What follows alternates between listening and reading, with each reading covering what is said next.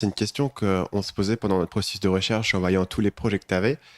C'était, je me demandais comment est-ce que tu faisais pour gérer tout ça en parallèle. Est-ce que c'est quelque chose qui t'est venu au fil du temps, vu que ça fait déjà pas mal d'années que tu montes des projets, et est-ce que c'est devenu pour toi plus facile de gérer des choses et donc tu as plusieurs choses en parallèle, ou est-ce que tu as développé des méthodes particulières? Comment est-ce que tu réfléchis à ce danger qui fait face à beaucoup d'entrepreneurs, qui est de se disperser? Et toi, tu as l'air de pouvoir le faire en parallèle et de continuer à le faire pendant des années. Bon, en fait, déjà, je suis pas seul. C'est important. D'être entouré des bonnes personnes et des personnes au bon poste, ça, c'est capital.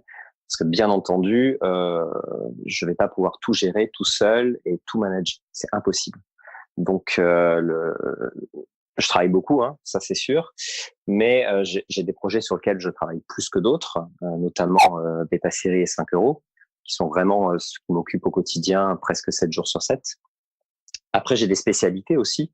Moi, vraiment, ma spécialité maintenant, c'est de monter des communautés. Donc, c'est pour ça, 5 euros, c'est vraiment très communautaire. Beta Série, c'est encore plus communautaire. À l'époque, Vie de merde, tu peux te douter que c'était ultra communautaire.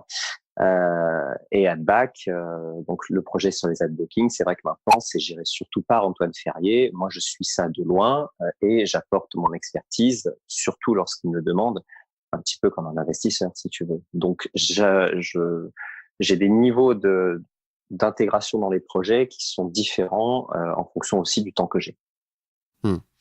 Et quand tu parles de ces compétences-là, concrètement, dans un projet sur lequel tu es assez impliqué, comme par exemple 5 euros, c'est quoi ta contribution au quotidien, toi, en tant qu'individu?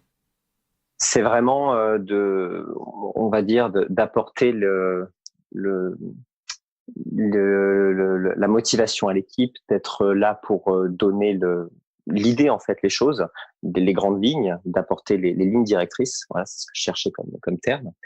Après, derrière, c'est à l'équipe aussi de dérouler et vraiment d'appliquer les choses. Je suis là aussi au quotidien, pour faire les tâches quand les salariés sont soit en vacances, soit juste en week-end, parce que une communauté, ça ne s'arrête jamais. On travaille tout le temps. Quand on reçoit des services, que ce soit le premier de l'an ou le 31 décembre, il faut qu'il y ait quelqu'un qui le fasse. Et ça, en général, on va dire que c'est moi qui m'en charge. Donc, je peux très bien faire du très bas niveau comme du très très haut niveau. Tout dépend un petit peu le moment où je dois intervenir, en fait. Cette idée que si un truc va pas et ça sera au final toujours toi qui as la responsabilité de régler le truc, est-ce que c'est quelque chose qui te pèse au fil du temps, ou est-ce que c'est quelque chose que tu as totalement intégré? Non, on apprend vraiment à intégrer les choses et on apprend surtout à relativiser. C'est vrai qu'au début, on se fait une montagne sur des petites choses. Après, derrière, on se rend compte que voilà, on fait attention aux détails, on fait attention à tout, mais on peut pas tout gérer et tout maîtriser. C'est impossible.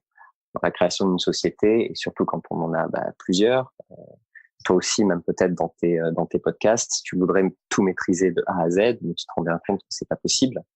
Mais c'est pas très grave. C'est pas pour ça que ton projet va tomber à l'eau. C'est pas pour ça que justement les gens vont arrêter de venir. Si tu fais un mauvais jour ou une mauvaise audience, c'est pas pour ça que la prochaine sera pas mieux, ou alors au contraire, elle sera pas encore meilleure que les autres.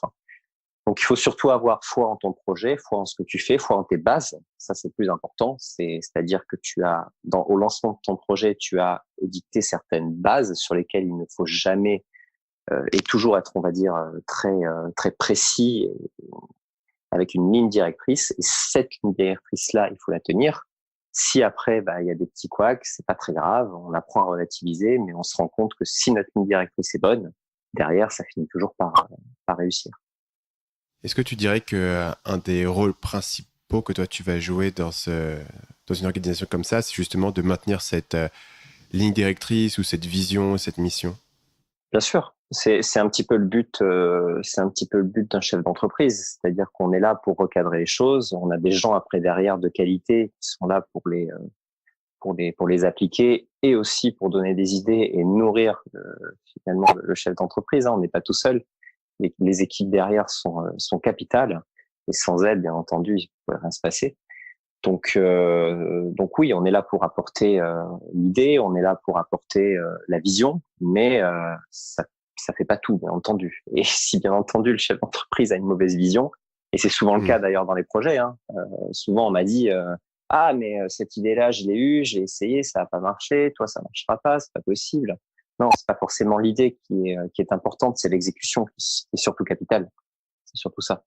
Exécuter correctement un projet, exécuter correctement une idée, c'est beaucoup plus important finalement que l'idée de base.